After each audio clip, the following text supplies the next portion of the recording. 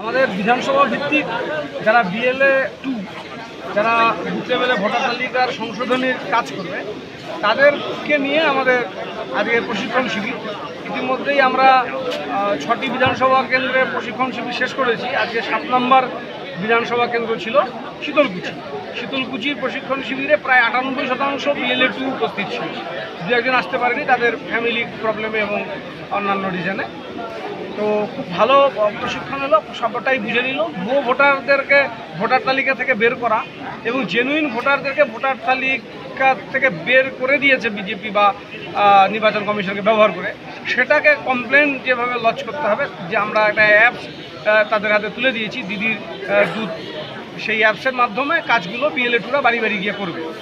সকল শীতলকুচিবাসী বিধানসভা কেন্দ্রের সমস্ত নাগরিকদের কাছে আমাদের অনুরোধ থাকবে, আমরা আমাদের দলীয় কর্মীদের সহযোগিতা করবেন। তারা যে যে তথ্য জানতে চায় তাদেরকে সেই তথ্য সরবরাহ করবেন।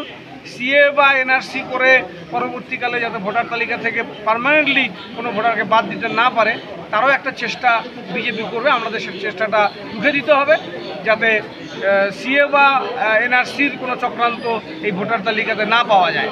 একটা জেনুইন ভোটার লিস্ট চাই এবং জেনুইন ভোট চাই।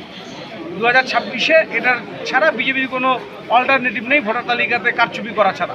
তাই বিজেপি এই কাজে নেমেছে। তারা দিল্লিতে এবং হরিয়ানা এবং মহারাষ্ট্রে সাফল্যতা পেয়েছে ভোটার তালিকা কারচুপি করে।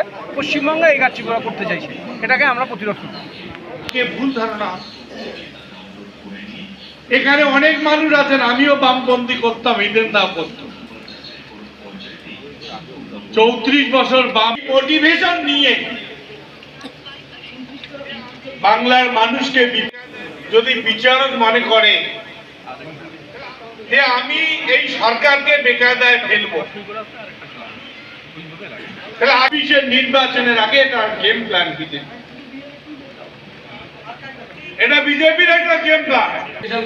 এমন লোকের সাথে হতে থাকবে যে কাজ করছে না, আর যে কাজ করছে তার সাথে আমাদের যোগাযোগটা হবে না। কাজে যেখানে যেখানে চেঞ্জ করেছেন তাদের নামগুলোকে আপনারা ঠিক করে দেবেন। যারা অ্যাবসেন্ট আছে, যেমন শিকারপুরে একজন অ্যাবসেন্ট পেলাম, আমি গোলারহাটিতে বাইরে থেকে এসে চেক দিয়ে দেবে। চালাকিটা বুঝতে পারছেন? আমি কিন্তু আপনাদের রহস্যটা উন্মোচন করে দিলাম। এরপরে দায়িত্ব আপনাদের। তাই মাননীয় মুখ্যমন্ত্রী মমতা বন্দ্যোপাধ্যায় বাংলার ভোট সুরক্ষা নামক এক কর্মসূচি শুরু করেছেন। বাংলার ভোট সুরক্ষা নামক এক কর্মসূচি শুরু করেছেন। বাড়ি বাড়ি পরিদর্শন করা। আপনার পরিদর্শনের সময় আপনাকে সঠিক তথ্য সংগ্রহ করতে হবে এবং তার নতুন দিদির দুধ অ্যাপে আপডেট করতে হবে। চলুন দেখা যাক কিভাবে এই